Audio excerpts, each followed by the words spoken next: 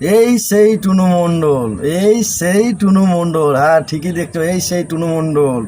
1 কোটি নাই, 2 কোটি নাই, পুরো 1500 কোটি টাকার প্রপার্টি হাতিয়েছে এই সেই টুনু মণ্ডল। শুনেছি নাকি কয়লার ব্যবসা করতো সাইকেলে করে।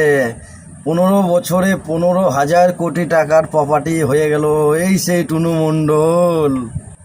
এর মানে এই দাঁড়াচ্ছে প্রত্যেক বছরে 100 কোটি টাকা করে হাতিয়েছে এই সেই টুনু মণ্ডল। রাজ্য সরকারকে ধন্যবাদ জানাই এই মুহূর্তে এই টুনু মণ্ডলের কাছ থেকে মালগুলো টেনে বের করে সিরিজ করার জন্য। ধন্যবাদ সরকার আপনাকে।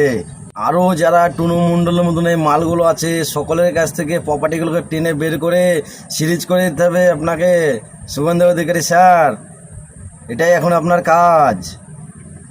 বহুত ঘাপলা, বহুত মাল ঘাপলা করেছে, সব টেনে বের করতে হবে। এরকমই কাজ দরকার স্যার। এবার টুনু মণ্ডলের টুনটুনি পুরো একবারে হিলিয়ে গেল এই সেই টুনু মণ্ডল। মণ্ডল টুনু 15,000 কোটি টাকার প্রপার্টি টুনু মণ্ডল গেল, টুনটুনি হিলিয়ে গেল টুনু মণ্ডলের। রাজ্য সরকার হিলিয়ে দিল, পুরো দেখিয়ে দিল। স্যালুট জানায় সরকার আপনাকে, স্যালুট।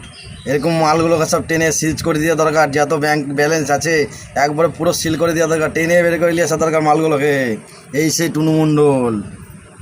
আরও বহুত মণ্ডল আছে, টুনু মণ্ডল, ঝুনু মণ্ডল, সব লেগে যেতে হবে। সব মাল বের করে এসছে টেনে। এ কার পয়সা? সাধারণ গরিব মানুষ, পাবলিকের পয়সা। পাবলিক কথা বলবে স্যার আপনার পক্ষ থেকে। এই মুহূর্তে রাজ্য সরকার যা কাজ করছে, চরম কাজ করছে, মায়ের বলছে হেভি কাজ করছে। এরকমই একটা মন্ত্রী আমার দরকার ছিল, মুখ্যমন্ত্রী। স্যালুট জানাই আপনাকে স্যার, ধন্যবাদ স্যার। আমাদের বছরে 15,000 টাকা জমা করতে গিয়ে পোঙা দিয়ে সাদা কালো ধোঁয়া বেরিয়ে যাচ্ছে। আর এই শালা টুনু মণ্ডল বছরে 100 কোটি টাকা করে হাতিয়েছে। সোজা ব্যাপার, ছাড়া যাবে না, কোনো মতেই ছাড়া যাবে না। যত মাল আছে টেনে বের করতে হবে, এসব মালকে ছাড়া যাবে না। টুনু মণ্ডল।